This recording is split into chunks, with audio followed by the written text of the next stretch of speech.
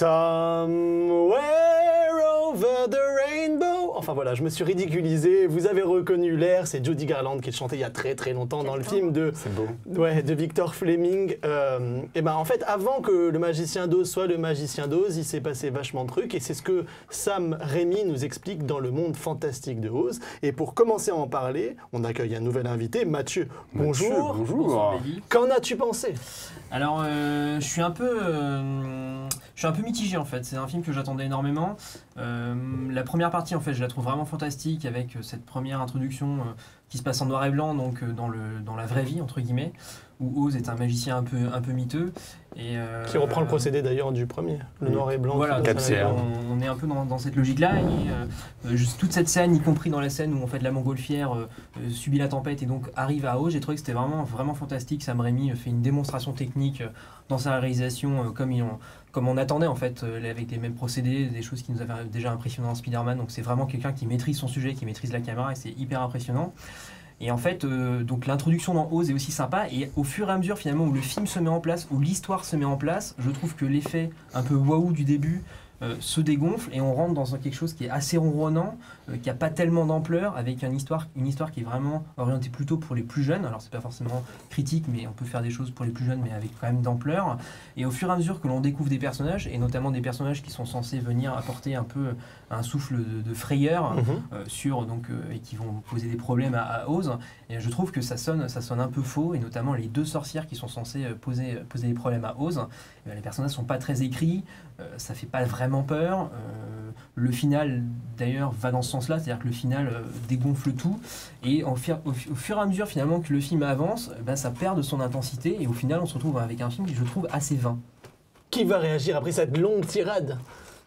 Quelqu'un qui aime peut-être un peu plus le film, parce que visiblement il y a une grosse déception. Karine a l'air choquée en fait, elle a l'air sous le choc des paroles là. Un petit peu, oui, c'est le mot vain, ça m'a un peu... Parce que c'est vrai que le début est tellement spectaculaire, ce noir et blanc, puis surtout ce travail sur la 3D, il n'y a pas de doute, Sam Raimi c'est un type qui était fait pour la 3D, hein. Vraiment la séquence de la montgolfière, à un moment qui tombe dans une cascade, c'en est hyper impressionnant. Moi je trouve que c'est un film qui m'a vraiment fait, qui m'a fait rêver. En fait il y a eu quelque chose où j'ai vu un peu le nouvel Hugo Cabret dans ce style-là, c'est-à-dire que tout comme Hugo Cabret de Scorsese, ici c'est encore un cinéaste qui parle du cinéma finalement, qui rend un vibrant hommage au cinéma à travers son évolution, ses évolutions techniques aussi, l'envers du décor du cinéma en fait, et aussi à Disney. Moi j'ai eu la même sensation, enfin je me dis voilà, j'ai plus 10 ans, mais si j'avais vu, tu dis que c'est orienté pour les enfants, mais clairement c'est orienté pour les enfants, et pour moi comme tu le dis c'est pas une tare et loin de là, parce que ça prend pas les enfants pour des idiots jamais, et certes l'histoire parfois a quelques petits ralentis, mais finalement c'est pas ce qui est si important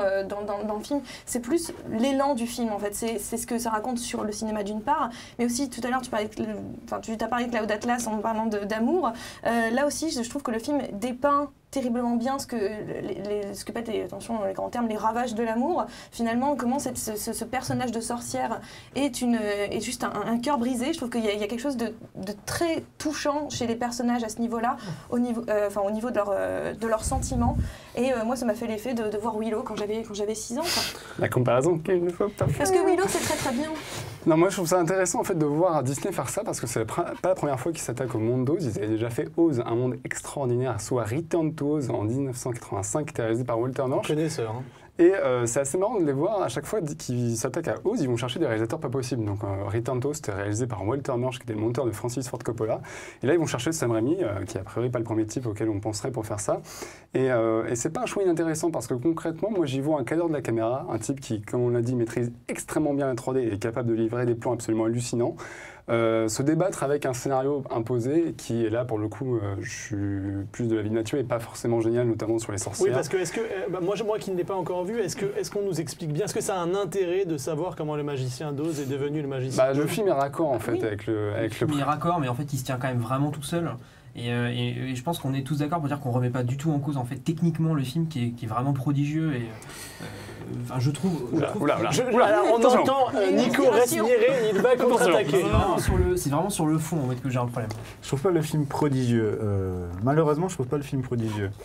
J'attendais énormément ce Oz par Sam Raimi. Pour Sam Raimi et pour Oz, parce que le Magicien d'Oz, c'est quand même le maître étalon un peu du cinéma fantastique américain, donc c'est quand même quelque chose d'hyper important. je trouve que techniquement, c'est extrêmement propre. Sauf que Sam Raimi, a priori, c'est un génie. Parmi les réalisateurs américains contemporains, c'est un de ceux qu'on peut qualifier de génie, avec ce qu'il a fait notamment sur Spider-Man 2, qui reste incroyable, sur les Evil Dead, etc. Et là, son génie à lui, je le vois dans l'intro, en effet, l'intro en 4/3, noir et blanc, elle est sublime, avec l'utilisation de la 3D est sublime, etc.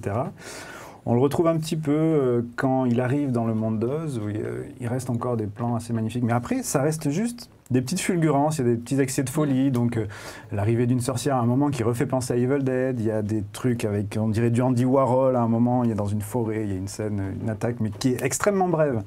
Et tous ces moments, ils sont très brefs. Et vous l'avez senti libre, libre artistiquement dans le film, ou genre il y avait quand même la pression? Sur la mise en scène, je pense, parce que malgré tout, je suis pas trop d'accord. Je trouve notamment que sur la fin du film, il pousse un petit peu plus le côté horrifique. Je pense notamment que pour les enfants de 6 ans qui vont aller voir ça, ils vont être un petit peu sous le choc. Très peu. En fait, les 3 premiers quarts d'heure, c'est vraiment Sam Raimi qui se fait plaisir et qui fait une démonstration totale. Et ce que je disais, après, j'ai peut-être pas été très clair, mais c'est vraiment, ça devient ronronnant. Et effectivement, c'est par moment, Sam Raimi montre son talent, mais après, il livre une peinture qui est très classique, en fait, dans sa réalisation. Mais c'est clairement un film qui est propre. Enfin, en fait, si on prend un produit Disney, c'est clairement le haut du panier. Si on prend un produit Sam Raimi, c'est plutôt le bas, je trouve. Ça restera, je pense, aussi un film mineur dans sa carrière, mais c'est un exercice qu'il a parfaitement exécuté. Je trouve que c'est pas un film mineur. Au niveau de l'ampleur de la mise en scène, c'est pas du tout un film mineur. Et puis, puisque ça raconte, même dans la partie limite, il y a toute cette première partie en noir et blanc, tout le film est dans cette première partie. Et après, c'est juste une. Il y a les échos dans la seconde partie. La seconde partie, c'est juste un ami qui il y a quand même un problème dans l'écriture des personnages, c'est-à-dire que les sorcières sont quand même écrites, mais à la va comme je te pousse, quoi. C'est-à-dire qu'à la fin, la sorcière qui est quand même censée terroriser le monde d'Oz, qui voit le machin et au lieu de jeter un sort où on s'attendrait à un grand défi, en fait se met à courir dans le château parce qu'elle a la frousse. Je me dis, c'est pas possible, c'est pas ça le duel épique final mis en scène. Et je pense, je sais pas si on fera une digression sur le maquillage. Pas de digression sur le maquillage parce que. De quelqu'un important dans le film, on a l'impression qu'ils ont oublié un calque à l'export. Une dernière petite question, quelqu'un peut peut-être répondre brièvement parce qu'on n'a pas parlé de James Franco. Il est comment, James Franco? Il est comme dans Spring Breakers, tout en étant très différent. Bon. Mais au final, il est très classe, lui a une présence. Il a une vraie présence. Et d'ailleurs, dans le film, c'est quand même un petit peu la projection de Sam Raimi. On peut très bien le voir comme une projection. Il est très touché. Et il y a une mention pour Zach Braff qui est extrêmement drôle. Bon. Après cette mention, le palmarès.